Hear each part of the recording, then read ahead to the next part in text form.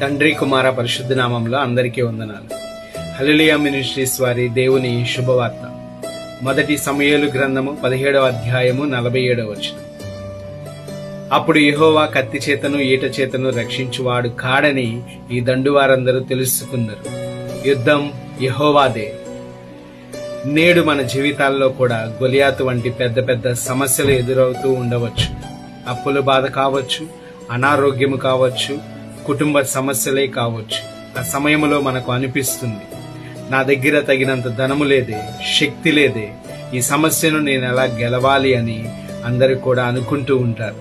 అలాగునే దావీదు గొలియాతును చూసి భయపడలేదు. ఎందుకంటే దావీదు తన చేతిలో ఉన్న వడిసెలను నమ్మలేదు, కానీ తన వెనుకన ఉన్న దేవాతి దేవుడైన యెహోవాను నమ్మి ఉన్నాడు. మొదటిగా కత్తి చేతను ఈట చేతను కాదు, ప్రపంచం ఆయుధాలను నమ్ముతుంది. మనుషులు శక్తిని, పదవిని, డబ్బును నమ్ముతారు. కానీ దేవుని పిల్లలు ప్రార్థనను, విశ్వాసాన్ని, దేవుని నామాన్ని నమ్ముతారు. రెండవదిగా యుద్ధం యెహోవాదే. నీ జీవితంలో ఉన్న సమస్యలు, అది కుటుంబ సమస్య, ఆర్థిక సమస్యల, ఆరోగ్య పోరాటముల, విశ్వాసములో ఎదగలేని స్థితి, దేవుడికి దూరమైన స్థితి, గుర్తించుకోండి, ఇది నీ యుద్ధం కాదు, ఇది యెహోవా యుద్ధం. మూడవదిగా దేవుడు తన మహిమ కొరకు యుద్ధం చేస్తాడు.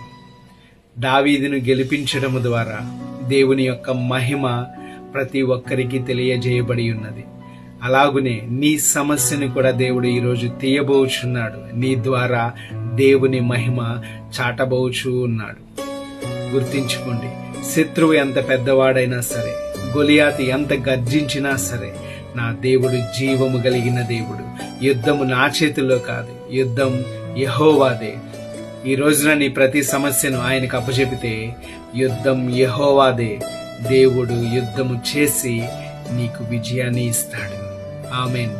దేవుడు నిన్ను, మీ కుటుంబాన్ని దీవించును గాక. God bless you all.